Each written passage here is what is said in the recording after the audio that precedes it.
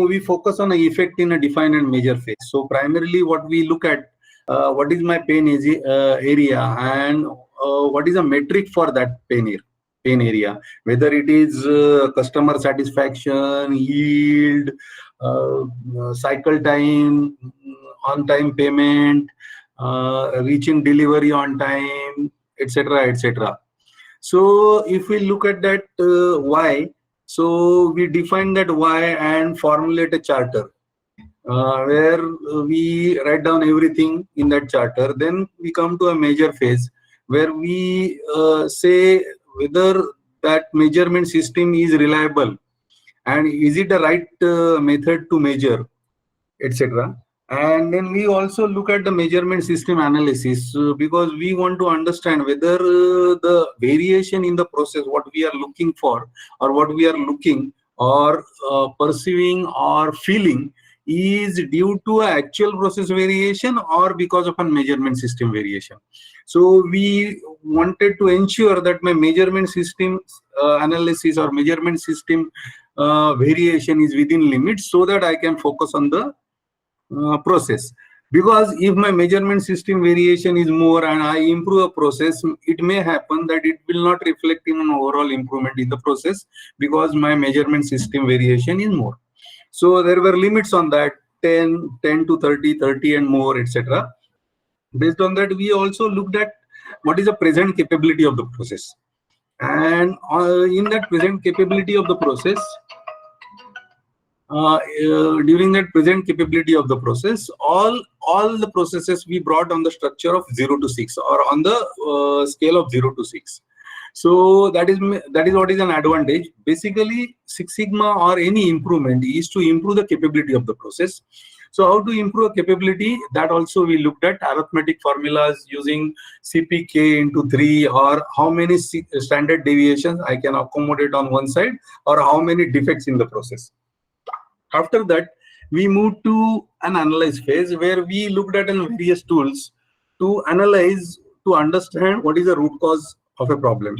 So we looked at 7 basic tools, which are really basic tools.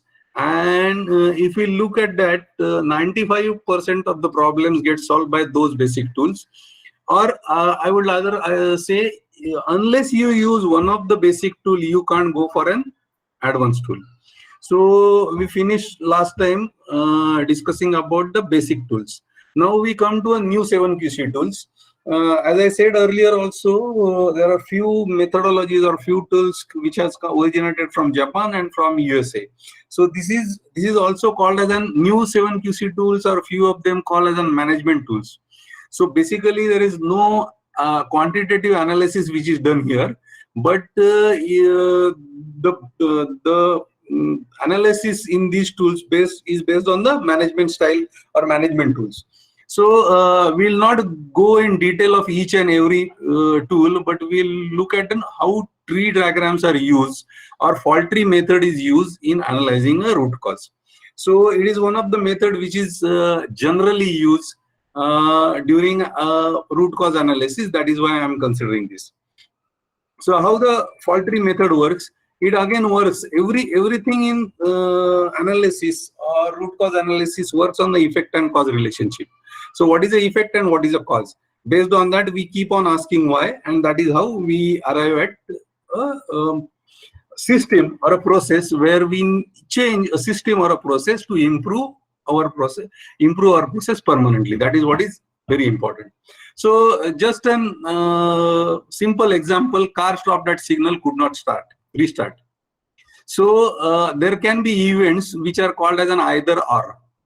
So if both the events are happening, or then or. So if both the events are happening, means this has also happened and this has also happened. It can also that way, or it can be also the one of the event has happened and the effect has come. So that is why it is called as an either or. So means here what has happened? The car has stopped at a signal, could not start. So what can be reason? There can be 2 reasons: the problem with the engine, or there is no petrol. So generally a fault tree method is based on of the post-mortem of the event. So whenever there is an accident or something, some incident happens in an organization, generally it is used the analysis tool which is used, which is called as a fault tree method. So depending on the event, if my car stop, I look at there is no petrol or there is a problem with the engine. I confirm that there is a petrol, so I ruled out that there is no petrol. So then there is a problem with the engine. So what is the problem with the engine? Hello. So there is a problem with the engine. So what can be the problem of the engine? So engine seized or there is no combustion in the cylinders. So probably engine is not seized. That is why I go with the no combustion in the cylinders.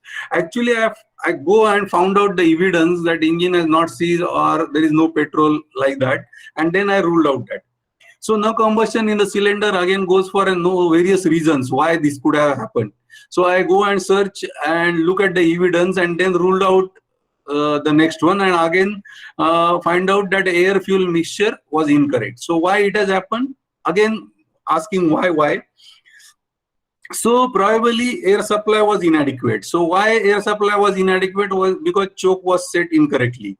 So why choke was set incorrectly? There are no SOP for checking and workmanship problem. Probably who has set that choke?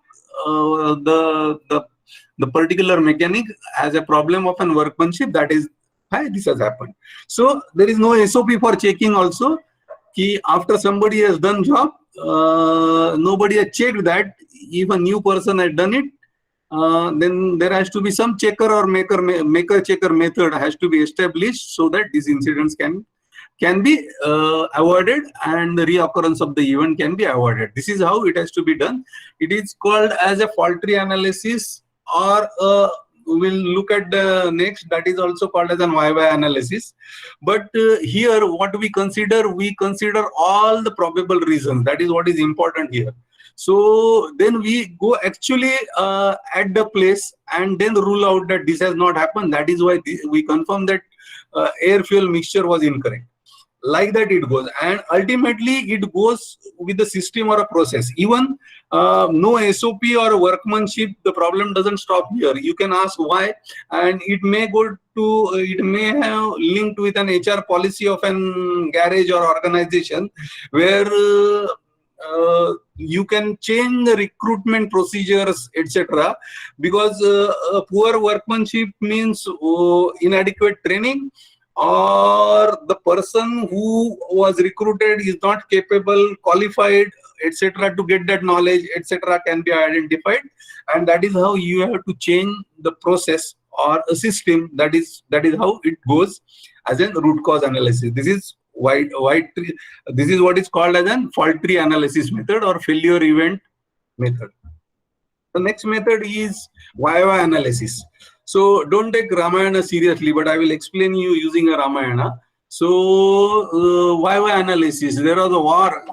We all know Ramayana, and there was a war between Ram and Ravan was killed. So why Ravan was killed? Because Ravan kidnapped Sita. Why Ravan kidnapped Sita? Because Ram and Sita were staying in a Vanvasa. They were not staying in Ayodhya and were staying at a Vanvasa. That is why Ravan could make it. So why they were staying in a Vanvasa? Because Kaikeyi, the stepmother of Ram, ordered so.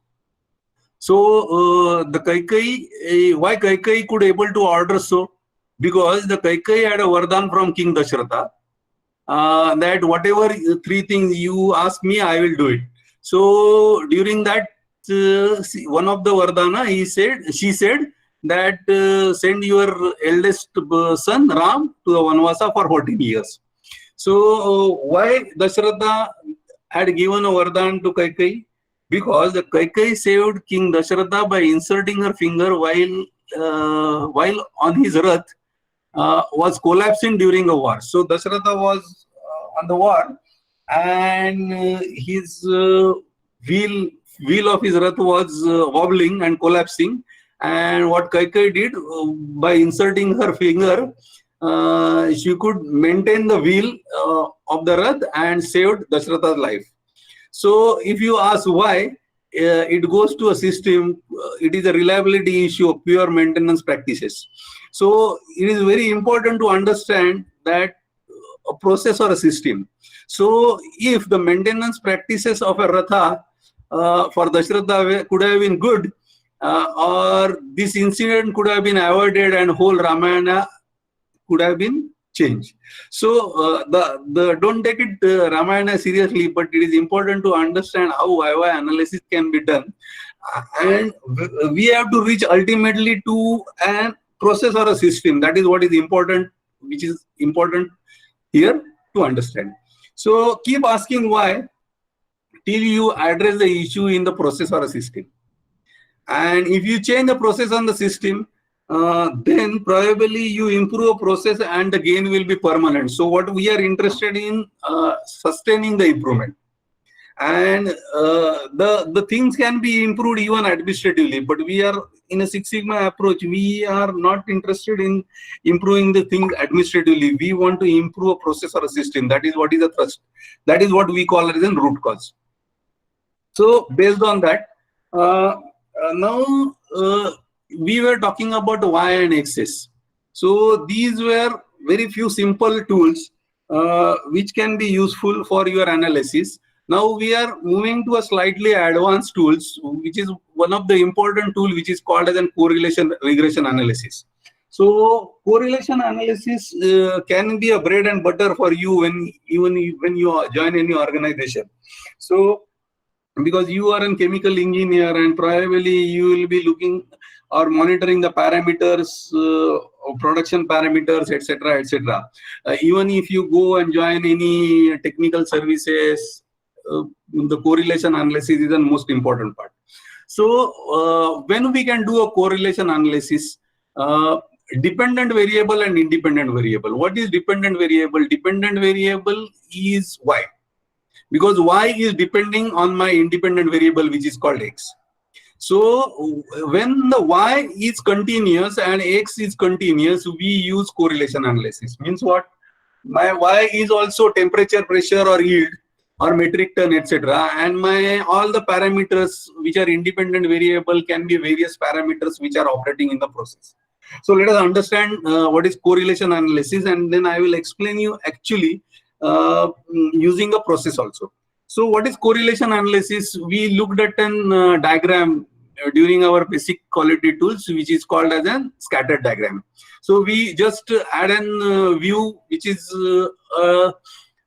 just a diagram by which we don't conclude anything by numbers. So what we do probably in correlation analysis, we try to find out the strength of the relationship. So means acha hai is not enough, or he has somebody, two friends have a good relationship is not enough in Six Sigma. So what we are trying to find out is finding out the strength of the relationship in numbers. So how the strength of the relationship can be found out in numbers, which is called as a Pearson correlation coefficient. So Pearson correlation coefficient is mathematically represented from -1 to +1. Okay, so when it is -1, it implies a strong negative relationship. So if you have various x's and one y, you can simultaneously also do it.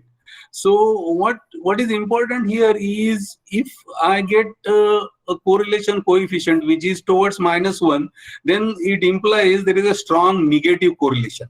Means if you look at the diagram earlier, when I have a strong negative relationship, probably this is my y and this is my x. So if I increase my x, my y is decreasing. That is what I mean by a negative correlation. And as it goes towards a 0, we generally call it as there is no relationship between two parameters. And as it goes towards the +1 again, we say it is a strong relationship. What is mean by strong relationship? If I increase my x, my y is increasing. That is what is called as a strong relationship. These are the two pictures which are shown. Actually means in a perfect life this doesn't happen, or in an industry it doesn't happen like this. So we had to go for a number. It looks like this or this, like something like that, and then you have to find out that finding out a correlation coefficient will help you to give you actual picture that what is the strength of the relationship. So that is what how it can be maximum from -1 to +1. Now, how actually it can be implemented in the process or a system?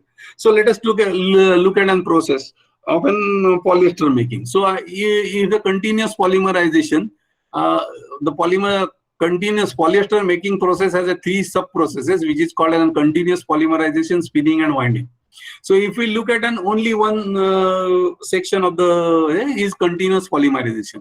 So in a continuous polymerization, there are various sub-steps also: slurry preparation, esterification, oligomer preparation, then flasher, pre-polymerizer, finisher, gear pump, transfer line, etc. These are the subsystems or sub-steps of the polymerization. Now what you can do, you can pick up all the parameters in a slurry preparation. So what is important X is slurry preparation is slurry density or a mole ratio. In esterification, which is called as a reactor, so percentage level, reactor process temperature, condensate temperature, separator column temperature, etc., etc. So you can pick up all those points. So like that, in a process industry, you will be having 100 of points. You pick up all those points, and what is important for you, suppose I have a project which is linked to an breaks per ton in the polyester industry. So what I will try to map is my X versus Y. What is my Y is breaks per ton. Against that, I map all these parameters which are actually running. And from that, I find out what is the R between those two parameters. Means my Y is breaks per ton. Against that, throughput, slurry density, mole ratio, etc., etc. So if you look at this column, which is called as a correlation coefficient, you see some numbers, and based on that numbers, you also look at a p-value. So generally, the decision is taken on a p-value. Wherever the p-value is less than 0.05, statistically we call that parameter as a significant, because p-value also considers how many data points you have considered for matching, and based on that it gives you a result. So if I had considered 55 parameters, means all the parameters, no technical evaluation or something like that, and I have considered all the parameters and try to map them or try to understand what is the correlation with my breaks per ton. Narrowing down, I found out that there are 6 parameters only have a correlation. Means baki if I change other parameters, there is no going to be of course they are important for some other reason, but there is no effect on my breaks per ton. So what are important for me is all these 3. Now if I look at the sign, p-value tells me the significance, whether they are significant or not significant. So if it is more than 0.05, you straight away call it either it is pass or fail. So if it is 0.05 or less, you say it is significant. If it is more than 0.0, if it is 0.055, you say it is not significant. And if it is 0.045, you call it as insignificant. So the second important aspect, which is what is the strength and what is the direction of the relationship. So if you look at that, this is a throughput or a reactor level, which is denoted as a minus. So what go back to our correlation coefficient. If it is towards -1, it indicates a negative relationship. Now we looked at what type of function it is. So higher the better function, lower the better function. Depending on that, you can change the direction of the reactor level. That is what is important. Now, if we consider breaks per ton, it is lower the better function. Breaks is nothing but an interruption in the process. So we have to have a minimum to avoid waste and having maximum yield. So if I want to reduce yield, I have to have reactor level higher. That is what, if I increase my reactor level, my breaks will be less. That is what it indicates. Or even if we look at the temperature, my reactor process temperature. So if I have a higher temperature, my breaks will be less. Now, similarly, there are 3 signs which are negative, and there are 3 parameters which are showing positive. So antimony in the yarn. So if I have a higher antimony, lower antimony, my breaks will be lower. Or stability glycol in the kg per metric ton, or DEG in a yarn, like that. So I have to reduce that to reduce my breaks. That is what is correlation analysis. Based on that simple analysis, But what is important parameter here is the time gap between X, Y and X. So when you go and actually join an industry, you can use this statistical tool to find out whether there is a correlation or not. But what is most important point here is a time gap between the process. So exactly when the Y has happened and what time I should consider the reactor level. So what is the time gap between my actual break and my reactor level, that you need to understand as a process expert, and then do this correlation analysis. That is what is the question I would suggest when you are using this correlation analysis. So it is a very powerful tool to narrow down from 55 to 6, and means using this you can challenge also the operation team or whoever operating the process for several years can also go wrong, and based on this statistical analysis, which is a database statistical analysis, you can say yes, this is happening and these are the important parameters which are important to be considered for improving the process. That is how it is important. So we have narrowed down from 55 to 6 inputs, and we just adjust those 6 inputs to improve the process. That is as simple as that. But you must understand how to use this correlation analysis using a Minitab software. That is important. And the time lag in the process, for that you have to have an expertise in the process to correlate with the time gap, what time I should be considering the reactor level when my break is occurring. So if my break is occurring at 7 o'clock, probably the polymer was in a reactor at earlier night, or if suppose the break is happening at 5 o'clock in the evening, probably if I consider the time lag, the reactor, the polymer was in a reactor at 12 o'clock, etc., etc. That is what is I'm meaning by time lag. There are other tools also which are also very powerful. It depends on Y and X. So if my Y is continuous, X and continuous, we use correlation regression analysis or ANOVA. That is what is called as an analysis of variance. If my dependent variable is discrete, dependent variable is continuous, and these are discrete, then I also use ANOVA. It is a different tool altogether. If both of them are discrete, then we use contingency table. It is also called as a chi-square test.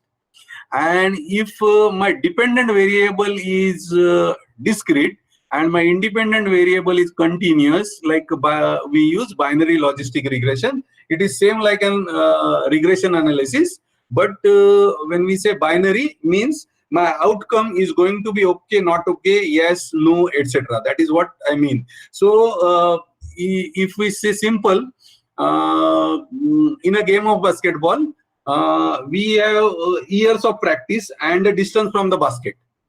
These are two continuous parameters. Against that, what is my Y is whether basket, yes or no.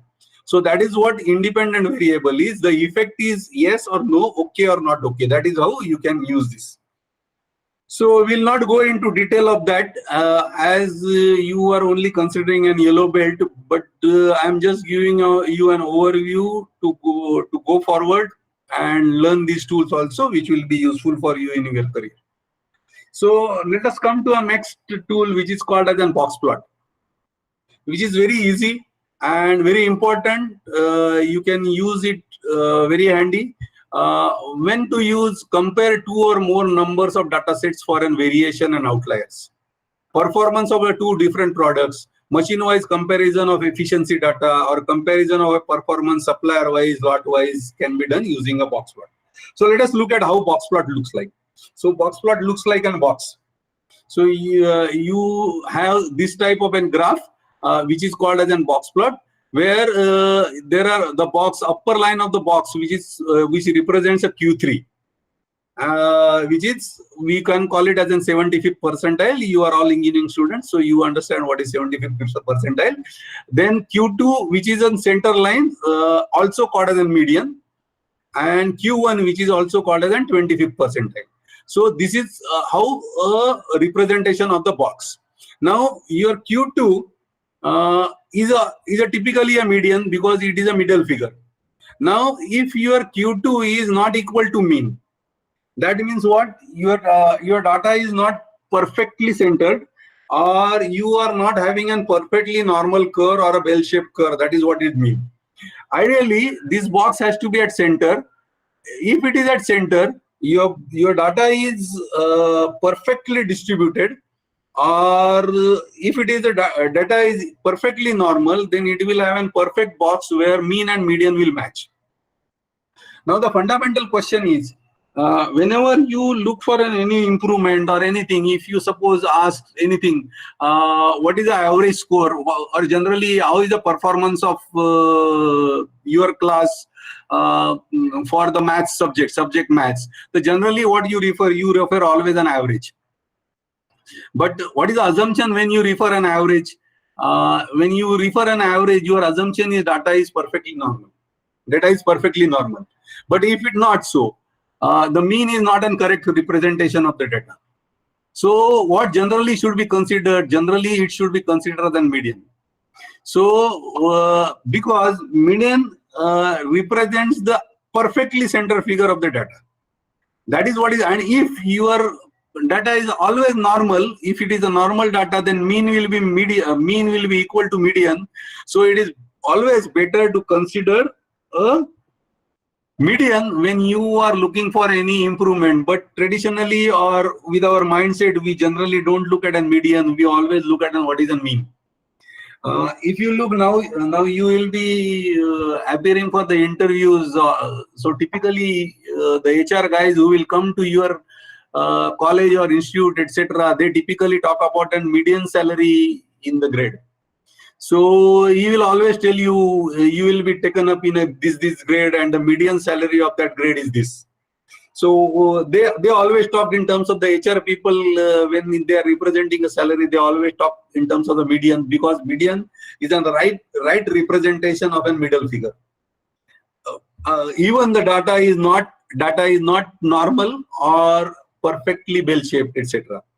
So so it is better always to look at median, not only the average. That is what the emphasis here is. Now, if you look at two lines, there are two lines, one on the upper side and one on the lower side. So those lines are called as a whisker. So what is the whisker is exactly, the length of the whisker is 1.5 into Q3 minus Q1. So what is your Q3 number minus Q1 number? Suppose this is 100. And this is I assume that median was 80 and then it is 60. Then this is 100 minus 60 into 1.5. And if it is 1.5, means 100 to 160. So it is expected to go a distance of 1.5. But if suppose Q3 is 100, let us assume so, and your whisker length of the whisker by multiplying comes to 150. But in your data set, if there is no point beyond 135, then the whisker will cut at 135. So because it is representing a data what you have. So if there is no data above 135, it will cut at 135, and then it will show like this only.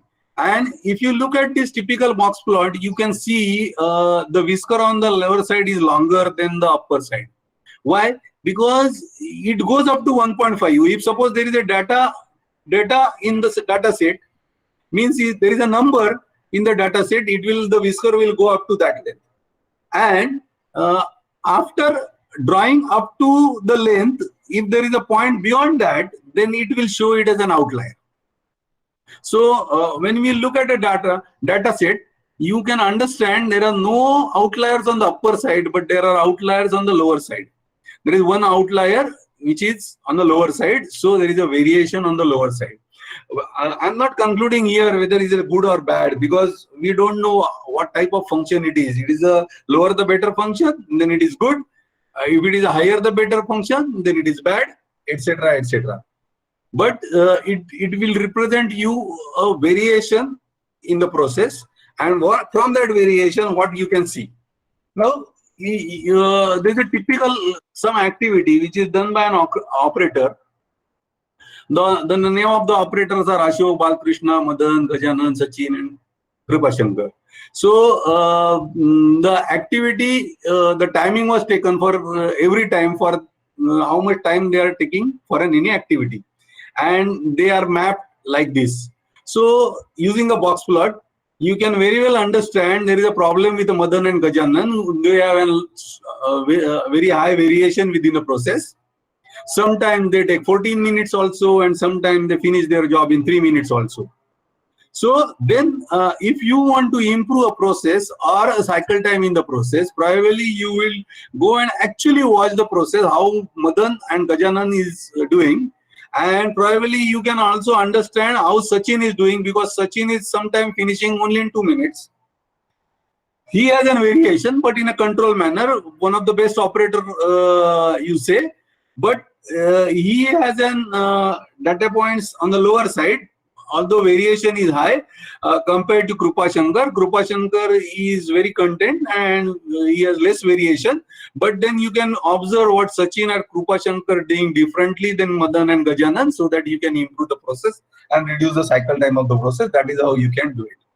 This is a typical example of any activity. You can compare the yields within a machine, compare the performance of the vendors, compare the performance of different lots, how they are performing.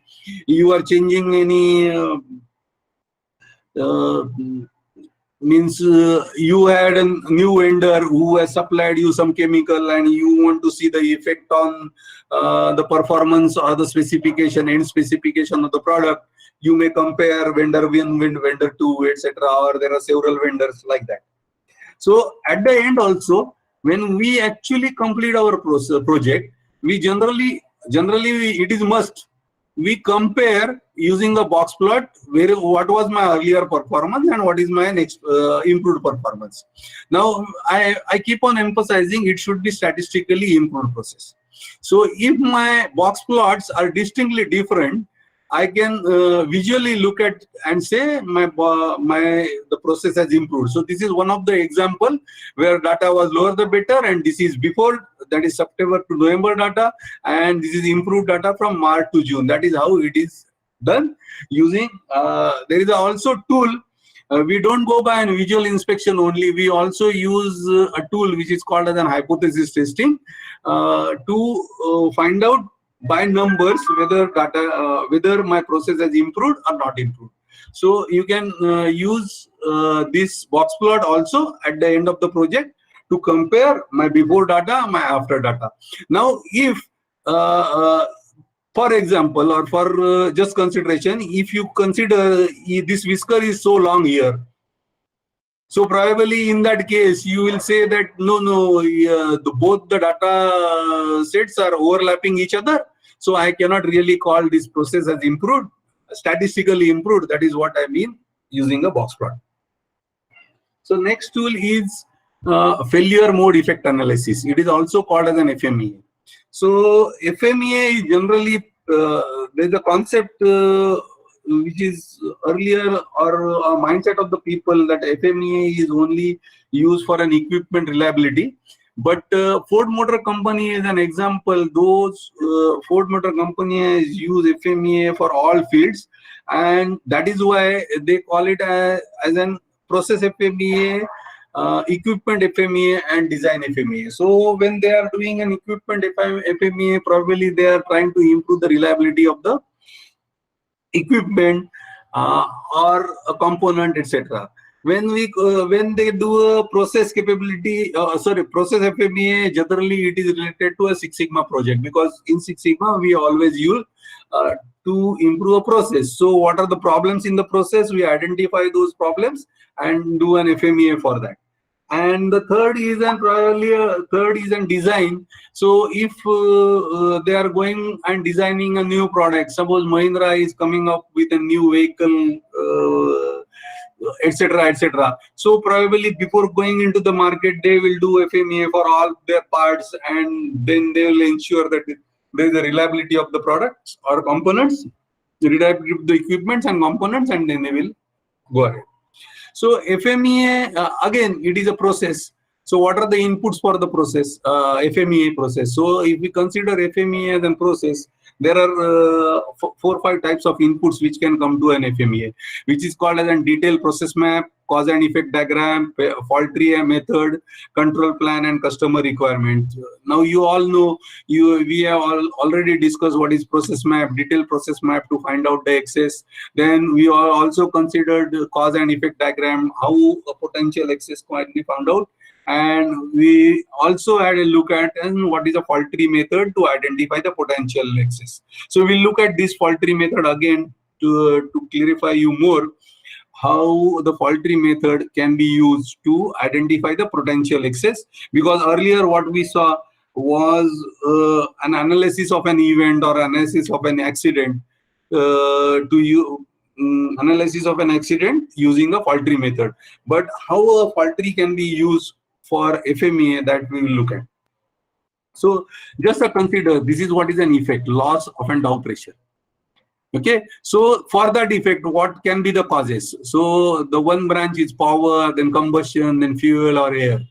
Then if I look at the power, then what are the reasons of the power failure? Then I list out what are the reasons of the power failure. If I had to look at a combustion, then there are 2 more branches, burner and improper soot blowing. So if I look at a burner, then what are the reasons for burner to fail? Is improper flame. I list down all the reasons for improper flame. And then again, I list down all the reasons for improper soot blowing. So if we look at the third branch, which is fuel, then quality. Then quality means what? Moisture, contamination, or pressure. The third, again 2 branches of fuel is quality and pressure. So if I bifurcate pressure, then what are the reasons for a low pressure, etc. So I list down all those. Then the fourth branch is probably the air and air flow of air. So if I consider flow of air low and high, what are the reasons? I list down all those reasons. So what you can look at here is for a problem or an effect that is less loss of down pressure, means down pressure low, the chart or a fault tree method shows you 58 potential reasons. At this moment, we have not concluded anything that whether this is making effect or this is making effect. We have only collected the potential reasons, and these potential reasons can be taken up for FMEA analysis. That is what is important. So once we have those potential reasons can be rated for severity, occurrence, and detection. That is how FMEA is done. So what is the severity? Assessment of seriousness of an impact on the process from a customer point of view. Now something has gone wrong.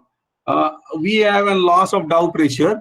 So if we have a loss of down pressure, generally dow is used as an heating media for manufacturing plants to have a consistent temperature. So if we probably have a loss in pressure, the temperatures will vary in a running plant, and it may impact on my yield or a quality of the process depending on that severity is given. Now the second point is what is the occurrence.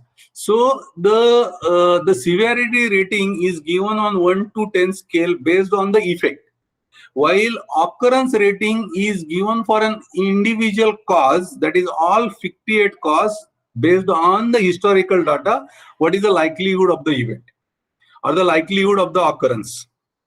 And the third point, which is called as a probability or detection method. So are we sure about detecting anything? Means the event is going to happen. So if suppose lowering a temperature, so what is my present process control to monitor that temperature? That is what is important. So probably I will give you a very simple example to understand a detection. So probably few years back when this internet का जमाना नहीं था, तो 10 साल पहले की बात है. If I am traveling from Bombay to Pune, I don't have any visibility about my traffic, etc. So I am going from Bombay. I have started from Mumbai. So probably I will reach after 3 hours at Pune. That is how only on the basis of the mobile I can able to tell them. So if we look at that earlier era, what was my detectability? The probability I say it will be 8 or 9 or 7, 8, 9, something like that, because I am not sure and I don't have any control on the process. Now, if you look at the today's example with the Google Charts with you are predicting about the process. You can avoid this mode, take another route, etc., etc. That is what is improving the detectability. So, if you are you get a ready signals of event which is going to happen, then you have a good detection. Your detection routing will be low. So it is the bad is 10. The occurrence is also bad, it's 10, but this is sort of ulta scale where if you are sure that you are going to detect the event, then you rate it low. And if you are uncertain of detecting that event, then you will probably give a 10. Okay. So if you multiply that S, O, and D. Hello. So if you multiply that S, O, and D, which is called as a risk priority number. So based on that, wherever my risk priority number is higher, is an area of concern for me. And means I have 58 potential excess. Probably for few, you have to put them in a descending order. Wherever my RPM number is high, I start working on that. If I improve that process, reduce occurrence, improve my detectability, my event is going to reduce, and ultimately I'm going to improve the process. This is how a rating can be done, a severity rating on the scale of 1 to 10. This is 1 is bad, 1 is good, and 10 is bad. So converting that English into a numbers, we have also said what is the loss, actual loss. So if the loss is this much, we rate it 10. If the loss is this much, we can rate it 1. Of course, this can change with the organization, scale of an organization, etc., etc. Okay. So generally, there is a standard guideline which is given by, which is called as an AIAG guideline, which is American Industries Automotive Group. So American Industries Automotive Group generally circulates one table for rating the severity, occurrence. This is also probability of the event. So what is if I have to say, if it is happening once in a day, I will rate it as a 10. If it is happening once per week, probability is 8. So how many times the event is occurring, based on that, I am now particularly talking about that cause and giving a number to that cause. So similarly, this is what is a detection rating. So detection rating 10 is bad, 1 is good. But if you have a good detectability, you rate it low. And if you have bad detectability, you rate it high. That is what is important, which is very important to understand here. So once you have that rating, you get an RPM number. Now it is also important to understand, suppose I have failure mode A, where my severity is 10, occurrence 4, detection 4, I land up in 160. And my failure mode B, severity 4, occurrence 10, and my detection is 5, I have a higher RPM number. So there are also guidelines by organization to have a highest RPM number and severity rating more than 8, something like that. Because if your severity rating is 10, that means it is going to have a very bad effect on the customer. Probably the event is occurring very less frequently, or the detection is also good, but if it happens, there is going to be a severe impact on the customer. So it is better to handle that also. So some organizations may have a guideline also to address the issues which has a severity rating more than 7 and the highest RPM number, etc., etc. So once you have that, suppose this is an example of one of the project where all the failure modes and causes were identified, like we did in 58 reasons for Dow pressure loss. They are rated for severity, occurrence, and detectability. Now, if you look at that, the severity generally remains constant because the effect always remain constant.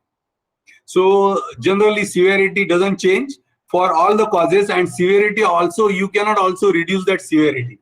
It remains same as 6. But what you can improve is you can reduce the occurrence in the process, or you can improve the detectability of the process. That is what has been done by various actions here. And this is what is an severity before the improving the process, sorry, RPN number before improving the process, and this is an RPN number after doing some actions. The RPN number you can see has drastically reduced. It has been put in the descending order, and based on that some actions are taken, which is 60, 72, which has improved like that. So that is how the FMEA is generally done. So these are generally called as quality tools. From quality tools, now we are moving towards the lean tools. So probably what are the lean tools? Lean means you to make your process fat free. So as you see, a particular person here, we have to make him lean, means thin. That is what is an objective of the lean tools or lean process. So there are various tools which are used, which is called as an value stream mapping. Then identification of the waste, which are 8 types of waste. And we'll also look at the 5S, Poka-yoke, and spaghetti diagram, etc. So basically now we are moving from an quality tools to a lean tools. So again, when this Six Sigma toolbox was set, the tools were used from an earlier generation. Now the Frederick Taylor, you must have seen, you must have heard time and motion study. So Frederick Taylor died in 1920, but the same tool of time and motion study is used while constructing a to-be lean process. Then there was after Frederick Taylor, there was a main change which has been brought in by Henry Ford, which is an concept of an assembly line. So now in automotive industry, assembly line is very popular, but the Henry Ford, who is a brain behind having an assembly line for the first time in the world. Then came a Toyota system, Toyota manufacturing system, TMS, TPS. So few people call it as also Toyota production system, Toyota manufacturing system. But Toyota production system has changed everything, and lean has become very popular after the success of an Toyota production system in Japan. So the revolution primarily of Japan is based on this Toyota production system. So we'll look at accomplishments of Henry Ford in 1920. He primarily brought in a concept of an backward integration. So for the first time, he had an also concept of an mass production. So he recruited 81,000 employees for his plant, means car producing plant. Then he also talked about assembly line concept and backward integration. So the success story of Ford is with a backward integration. So he had steel mills to produce steel, then glass factory, which is basically the glass is being used for an automobile, then rubber plantation in Brazil so that he can use rubber for his car production or etc. And also he had ownership of the ships to carry the ore. So own ships to carry over. So if he has to make a steel, why he wanted to basically steel to make a car, and then if he needs that ore for an steel, then he will use his own ships to carry that ore also. That is how Henry Ford's accomplishment are. So basically, a Toyota production system is based on 3 pillars, which is called as a just-in-time, Jidoka, and Hijunka. So these are again the Japanese words. So what is the Jidoka means? Automation, built-in quality, stopping at abnormalities. So these are the keywords for an Jidoka window. And the thrust is in automation, artificial intelligence, etc., etc. Built-in quality means the the first step will take care of the second step. He will not do like that, he pass on not some bad things to the next process, etc. So considering next process as a real customer, he will improve the quality, stopping at abnormalities. Suppose there is a problem in the process, just go on producing. It is not like that. Stop for an abnormality and correct the process. That is what is Jidoka means. Then Hijinka talks about the level loading, sequencing, and the standardized work. And the just in time also talks about an optimum piece flow, pull production instead of push production. So produce as per the requirement of the market. So don't produce as per your capacity, but produce only to the requirement of the market. Tuck time, there is a concept which is called as a tuck time. Tuck time means tuck is a typical rhythm, and you have to have your production within rhythm. Means it should not be like that. First hour we have produced 100, second hour we have produced 50. So it has to be throughout constant for every hour. That is what is the meaning of a tuck time. Then it also based on a SMED, that is a minimum single minute exchange of die. So basically it is a minimizing a changeover time. So you see there are a lot of models which are being produced by Maruti Suzuki. You have an Ertiga, then Alto, etc., etc. So if you want to change over your line from an Ertiga to Alto, so the time taken for that changeover has to be minimum. If the time taken is minimum, then you probably increase your productivity, avoid production loss due to stoppages, avoid production loss due to changes. That is what is mean. They also talked about just-in-time concept. So if you look at the Suzuki model, they have a plant in Haryana, and around their plant, all their vendors are located within 4-5 kilometers. So whatever material they required from the vendors is just available on only 4 to 5 kilometers away from their original plant. That is what is they call it as a just-in-time process. So basically, work smart. That is what is mean by lean. So what are the tools? Various tools or steps.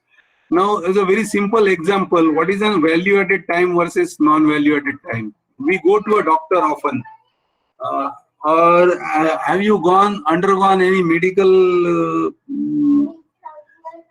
checkup? So if you look at that medical checkup, how much is your waiting time and how much is your actual time? You go and visit a doctor, probably you take only 10 minutes as an your value added time. Against that, there is a lot of non-value added time you spend. So it is a ratio of an value added time versus non-value added time, which is very important. So how much is the value added time that you try to find out in the process? Is a simple example in front of you is visiting a doctor. And again, that how much time you have spent, 26 minutes out of your total 130 minutes are important. So how much percentage is 20% only.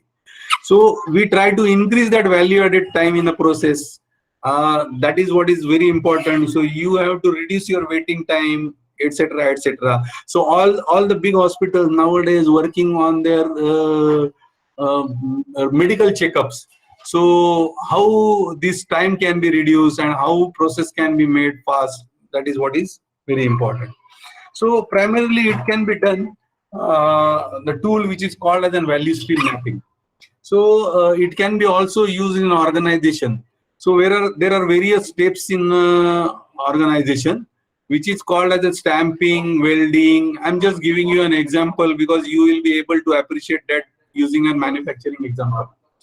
So it is probably a weld, then assembly one, shipping, etc. So this is a representation of a small organization, and it is similar to your process map.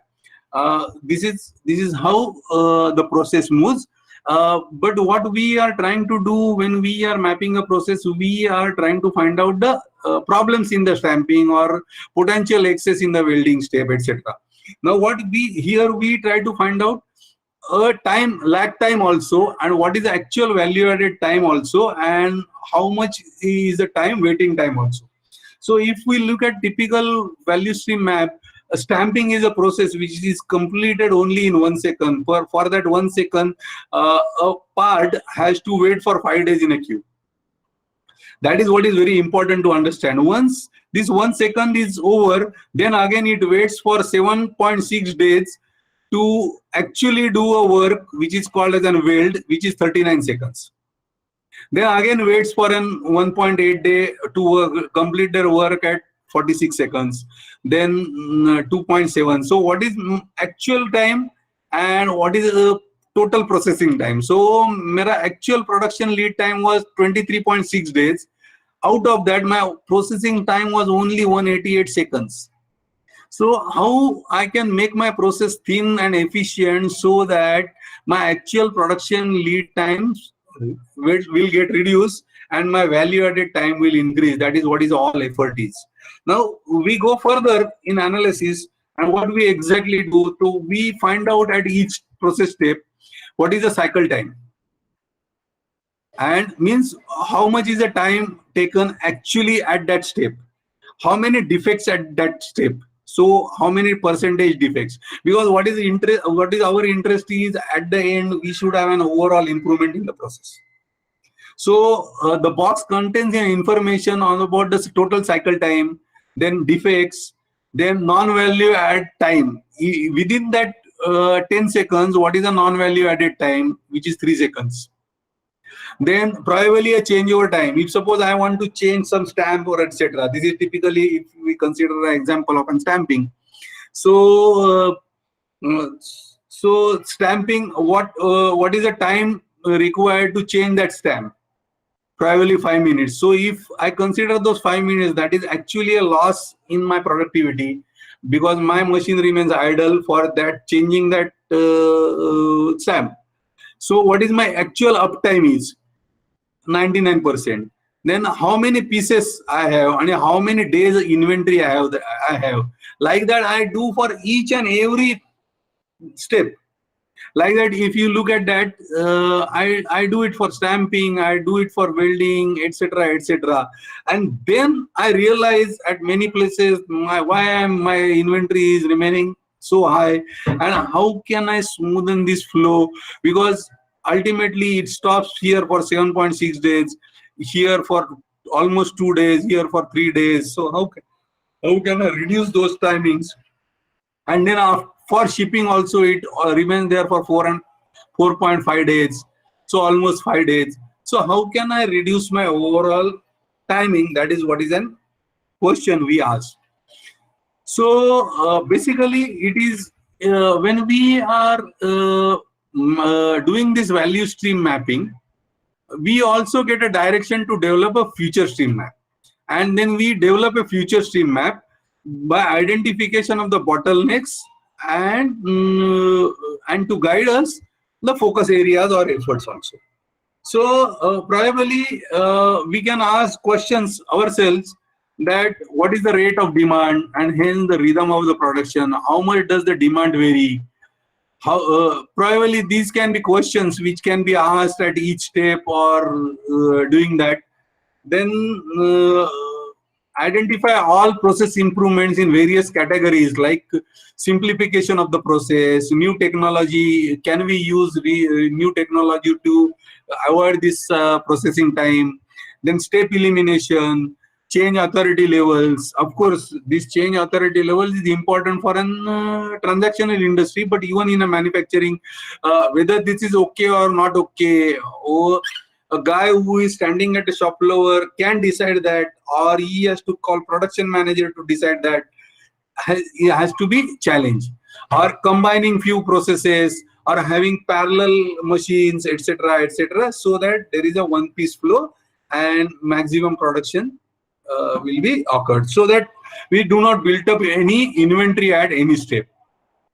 So probably converting those 5 points into several other questions, like identify all process improvement that will necessary to implement the future state, rearranging the sequence of work step, rearranging a physical location of the operator in the system, changing work method, changing type of equipment, redesigning forms or documents, improving the operator training. So everything is considered. Even operator improving the supervision.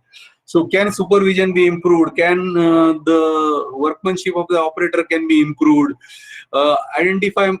Identifying more clearly the function of the process to all employees, trying to eliminate unnecessary steps. So all 10 questions can be asked at each step to identify the categories of improvement, and you can categorize them in this way. So that is how it can be done. Then you can also say error or defect should not travel through the process. Then digitization of the data, one-time capturing of the information at the source, so that everybody at each step do not have to enter the data, and the data will be available once entered at the first step, like that.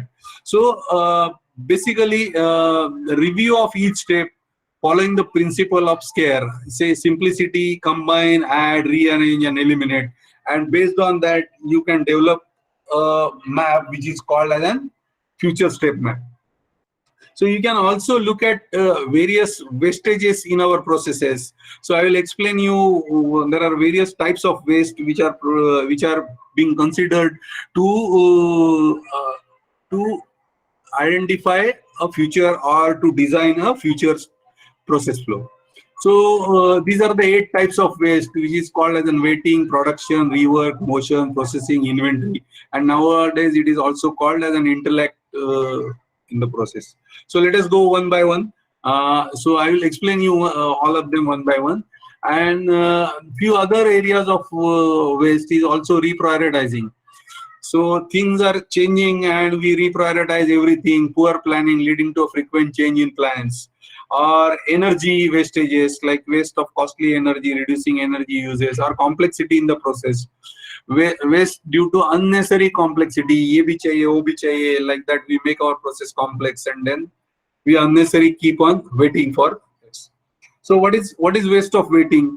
A person is waiting for a machine is waiting for a person, or there is a equipment breakdown, and everybody is waiting for equipment to be repaired. Like if your car gets breakdown, you unnecessarily wait in your journey for half an hour, 1 hour, etc. That is what is waiting. So what are the causes of producing this waste?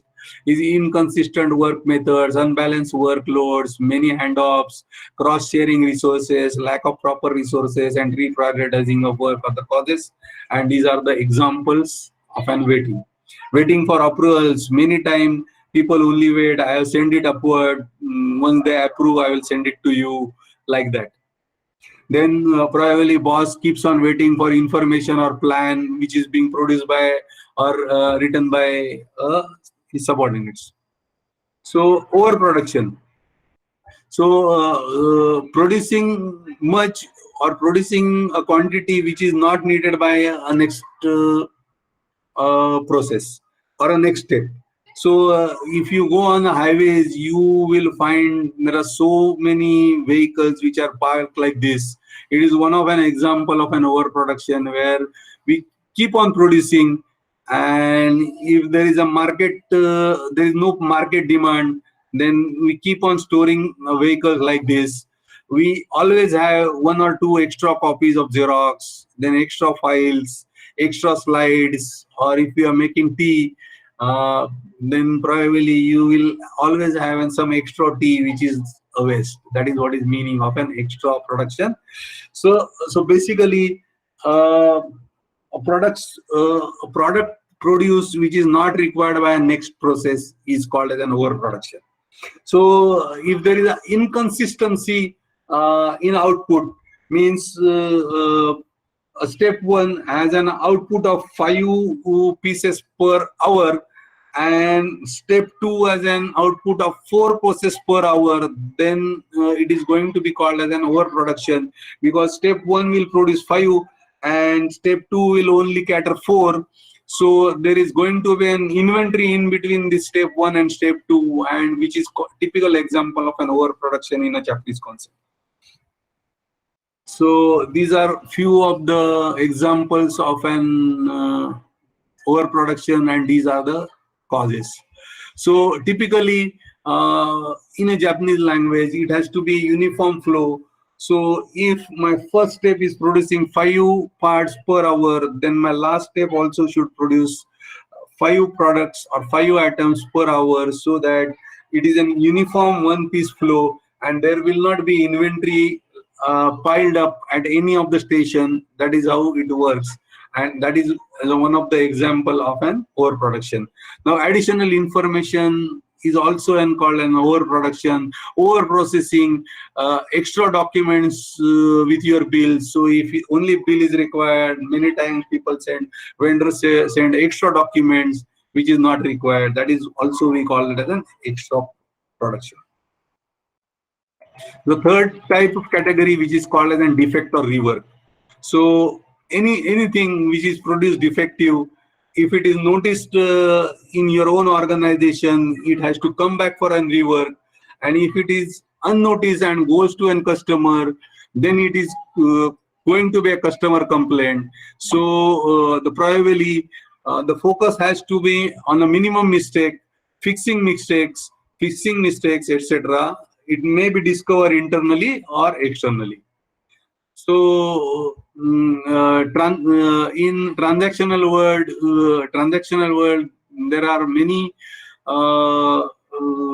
examples of an waste of motion, looking for file and information, excessive reaching and bending. Like you see in a picture, somebody is bending excessively. It is also a waste of motion.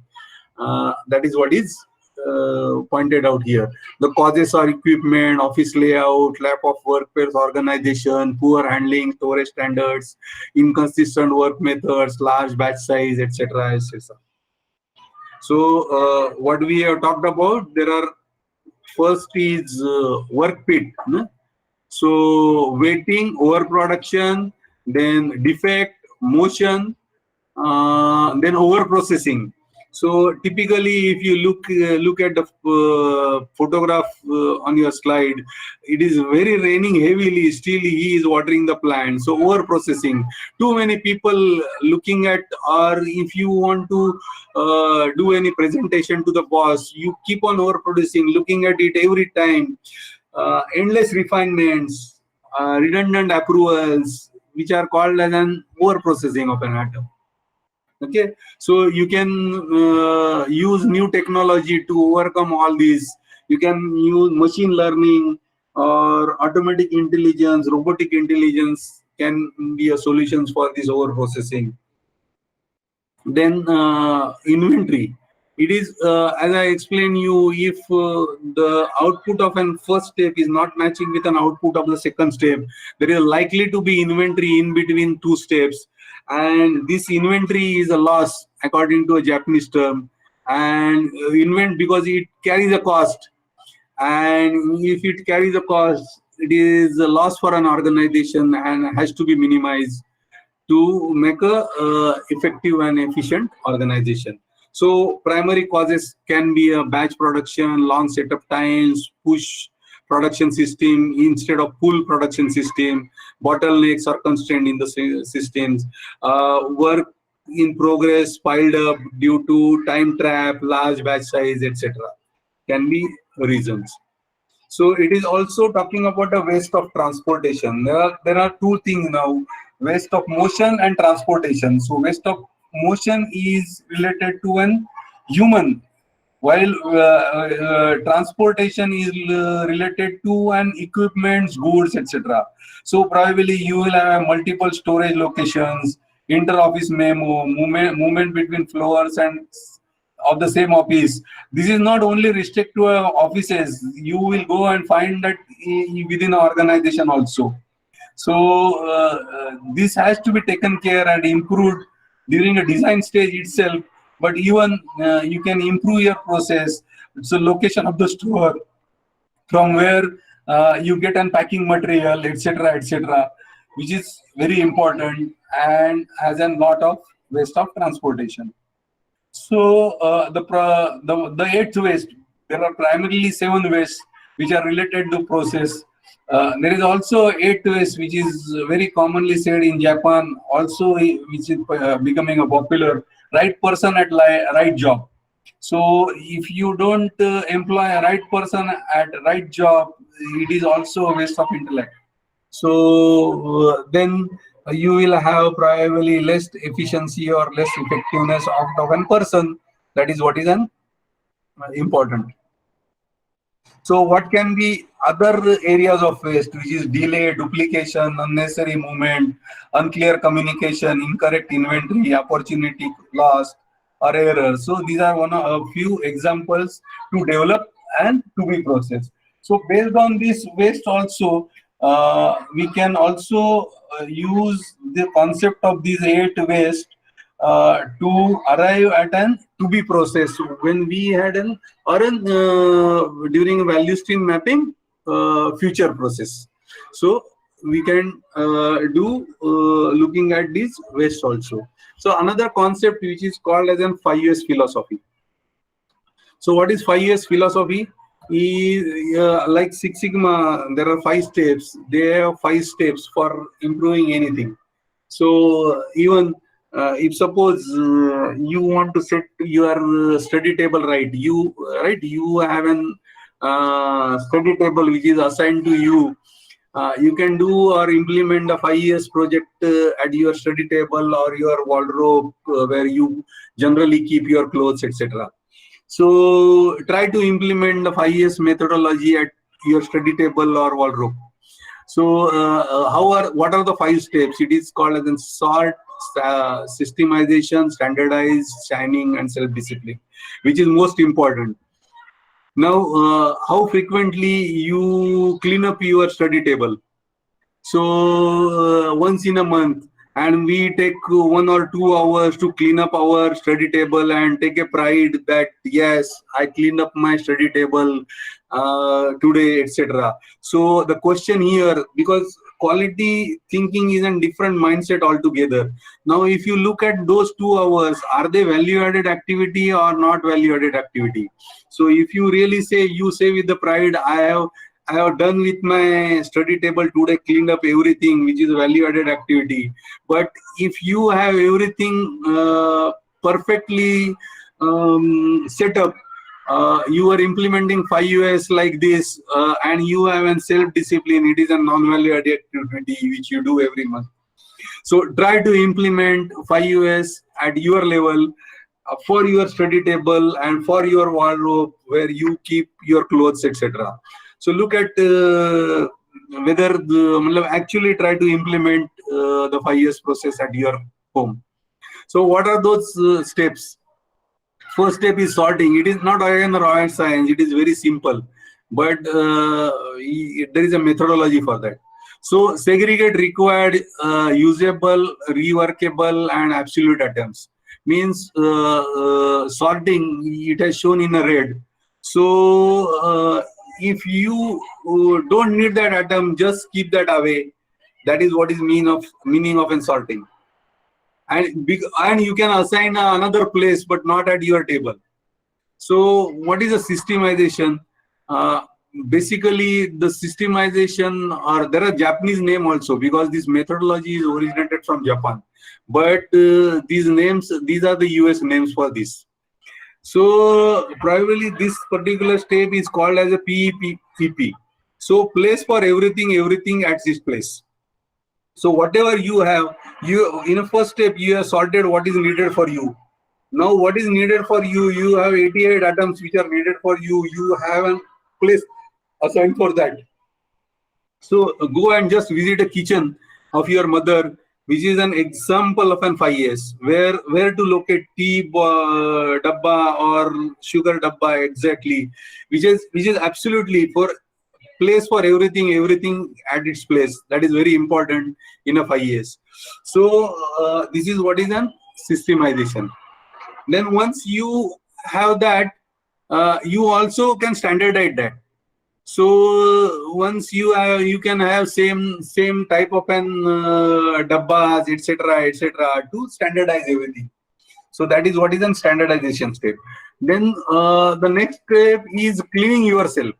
So Japanese people believe in cleaning their vehicle themselves, so that they understand whether oil is leaking or not leaking, or from which day it is leaking. So they don't have to rush to an mechanic, and then I don't know from when it is leaking, etc., etc. So they will observe that there is a factor which is called feel, look, listen. So if you join any organization, there are mechanical people or engineering people, they always keep on doing this, which is feel, look and listen. So feel means by touch whether it is vibrating or not, by looking at it whether it is deteriorating, turning brown, turning etc., like that. So it is basically this step.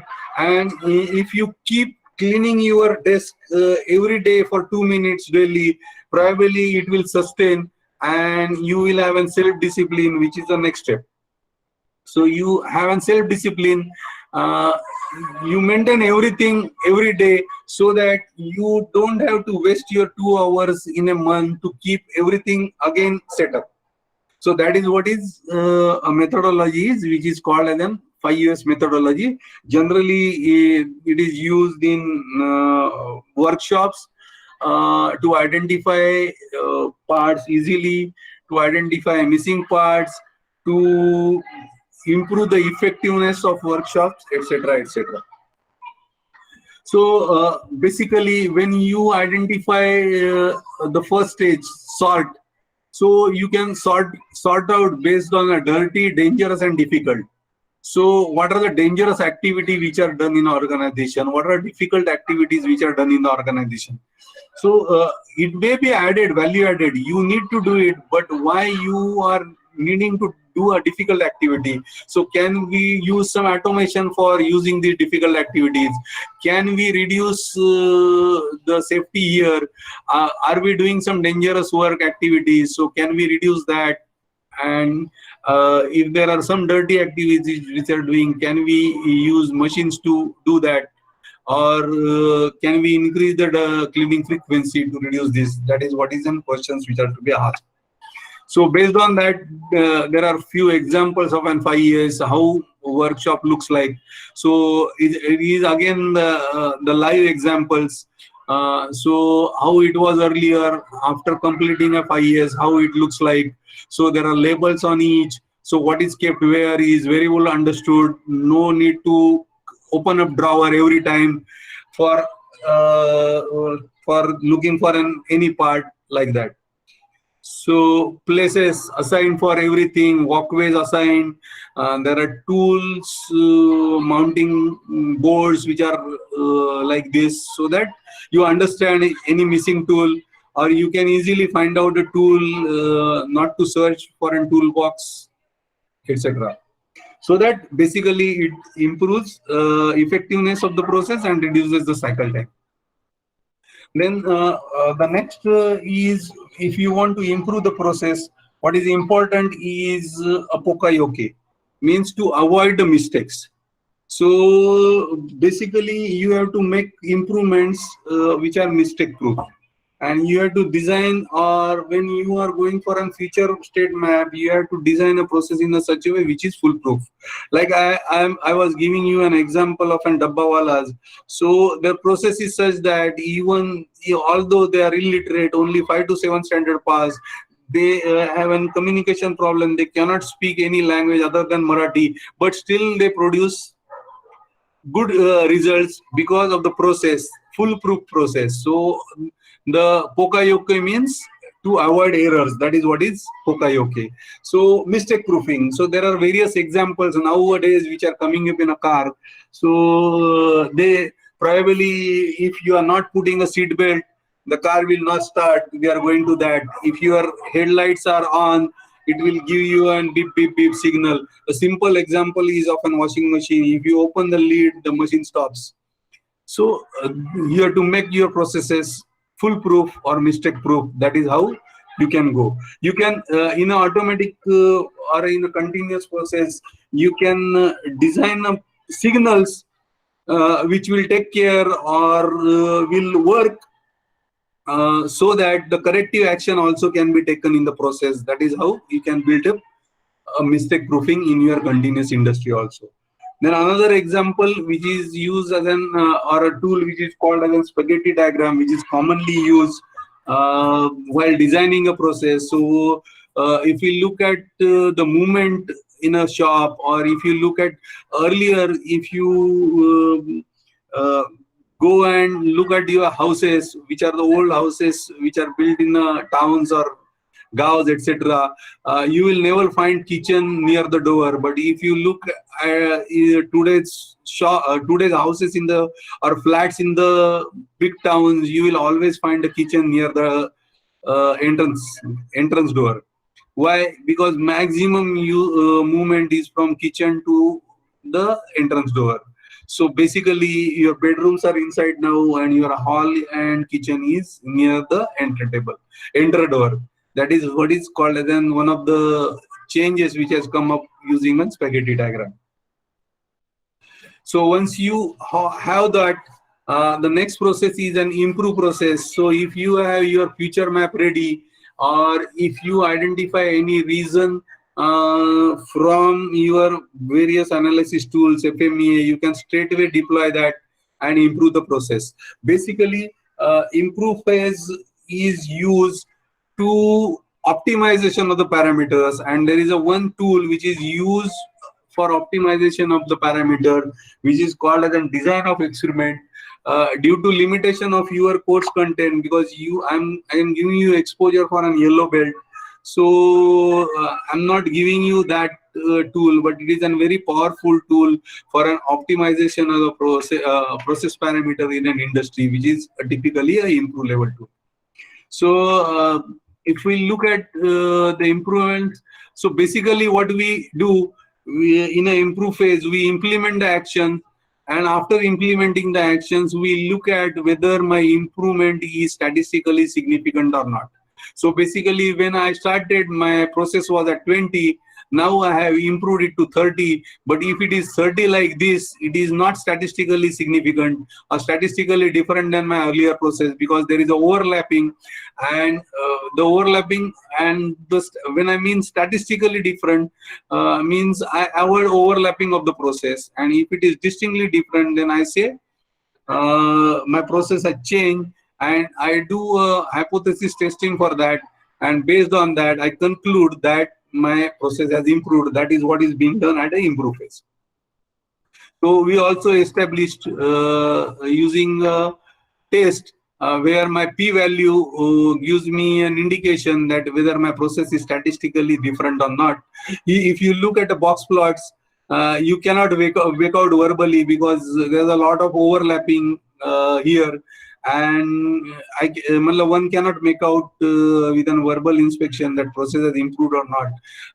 The statistics, it comes with a number. The p-value tells me, if p-value is less than 0.05, I say process has improved. So with the mean, which was earlier 0.91, now changed to 0.53, and which is statistically significant. That is what is meaning of an step. So once I improve, I again carry out what is the capability analysis. So what was my before capability, and what is my after capability, that I judge. My before starting a project, my process capability was 1, and now it has improved to 3 or 1.4, 1.8, something like that. That is what we ensure. Basically the control phase is holding the gains. So once I have improved the process, now I am handing over that process to a process owner, and I develop an control plan.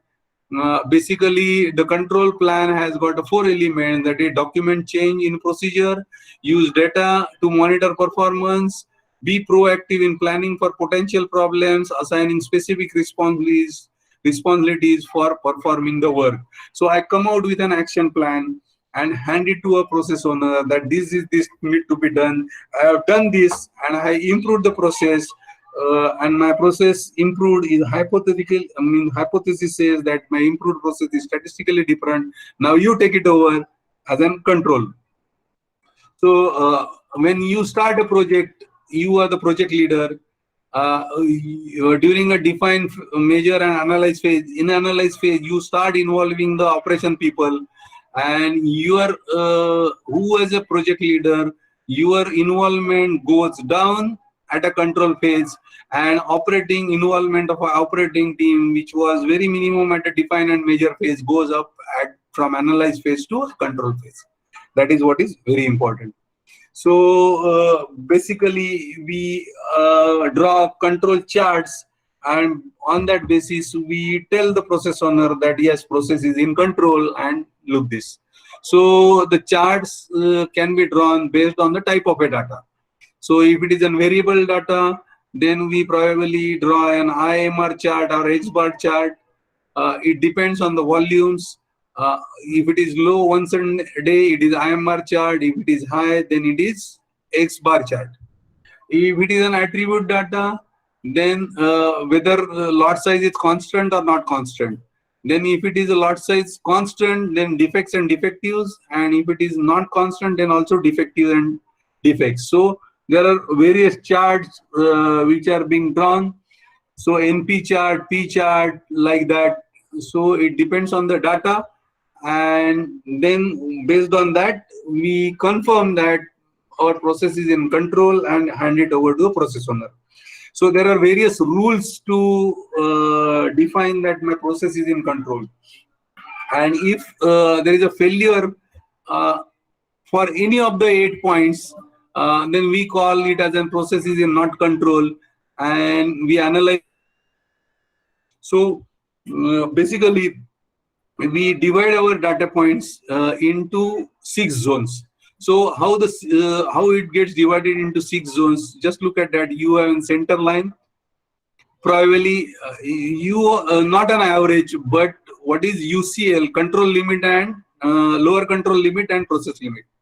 Now you have a C zone. The C zone is called as an +1 -1 standard deviation. B zone, which is called as an +2 standard deviation, -2 standard deviation. A zone +3 and -3 standard deviation. So if you look at the points, if any point is beyond +3 and -3, we call it as an something wrong in the process. Process means it is not that you stop the process, but go and analyze the data, why this has happened, whether this is an assignable cause or an common cause. If it is an assignable cause, set it right. Or if it is common cause, also analyze why it has happened and try to have a remedial action so that this will not, the event will not occur. So there are 8 rules. So this is the rule number 1, 1 point beyond zone A. So there's the rule 2, which says all the points on one side, all 9 points consecutive on one side, which is also unstable process, uncontrolled process. So we need to go and look at the process, why it is always on the higher side, like that. Then there is a third rule which says 6 points steadily increasing or decreasing. Like here we are decreasing. So why these numbers 9, 6 are coming? This is based out of probability. So probability, if 6 points are decreasing, the 7th point is likely to be out of ±3 limits. That is why it has say 6, because we want to control the process. That is why it is giving an early signal that your 6 points are steadily going low or steadily going high, etc., etc. Now, if you have all the points also in a zigzag manner, so all the points are a zigzag manner, increasing, decreasing, increasing, decreasing. So 14 number of points in a row in a zigzag manner, that is also called as an uncontrolled process. Then there are 2 out of 3 points in a zone A. So consecutive, there are 3 points out of which 2 are in a zone A. That there is a probability that you will produce a defect on the next point. That is how it can be. So these are the general rules to identify the process is not in control. So 4 out of 5 points beyond zone B can also give an indication that there is going to be a defect. Now, even in a process which is called all my 15 points are in a zone C, is also uncontrolled process. Probably you have not correct calculated UCL and LCL correctly. Now there is a difference between specification limits and upper control limits. So specification limits is always set by a customer, while when we calculated capability, we always talked about the capability in terms of an USL and LCL, means upper specification limit and lower specification limit, which is stated by a customer, which is a requirement of a customer, while UCL and LCL comes out from the process. So if we observe data like this, where my almost 15 points are in a zone C, probably you go back to a system and recalculate your UCL and LCL for the process. That is what it means. So there is another rule which is called as rule 8, or 8 points in a row on the both sides which are beyond zone C. Okay, so in a zone B or A, like that. So based on that, you need to revisit the process. If any of these things, if it is failing for any of the 8 rules, then you go and revisit the process and make process control. After doing that, you develop a control plan, which is your vital X, then what is action taken, what is being controlled, then what is the control type. If you took a look at an example of an polyester, these are the 4 vital X's which we identified. Then what is control, then what is the type of control. Say that is why I said you can change the process or change the standard operating conditions or standard operating procedures. So here we have changed all the standard operating conditions. What is the control method and who is responsible for that? That is what is the meaning of a control plan. You hand it over to the process owner. That is how it is to be done. Now these are the various tools which we use. Few of them were quantitative tools and few of them were qualitative tools. The brainstorming and cause and effect are qualitative tools, while other all were quantitative tools. So quantitative tool means we talk with respect to data and we make a decision based on the numbers. That is what is the meaning of an quantitative tools. So that is how everything is.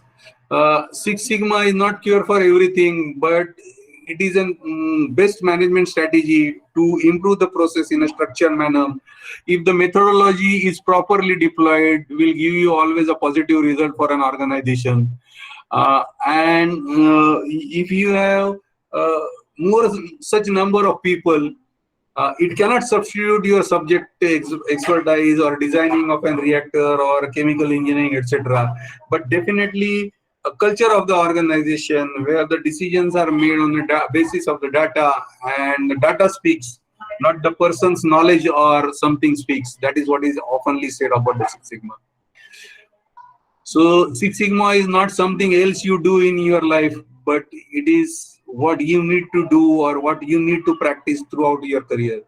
If you do it, I think your job will become easy and you will increase your visibility in your organization. That is what is the best way you can do it. So these are the few peoples, those who are involved in the process. One is called a sponsor or a champion, those who will give you the projects. Because basically there has to be sponsor for everything who has a blessing for this initiative. Then who will lead actual change will be called as a project leader, green belt or a black belt.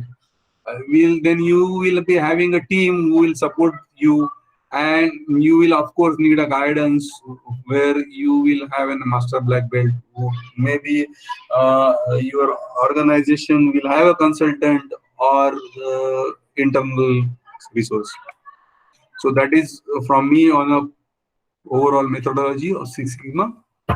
So you have any doubts or any questions, you can ask me, or you can write to me also.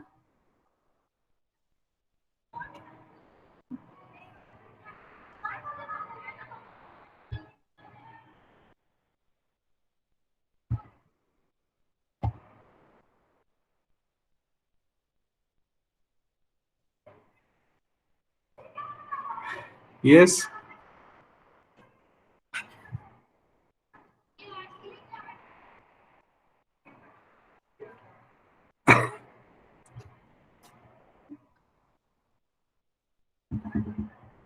Any questions? Any doubts?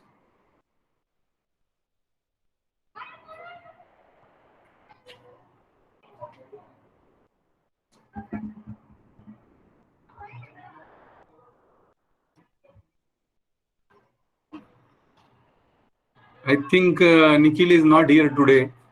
So probably they are busy with an AGM. So this is what I wanted to convey you as a methodology. So I think we can stop here.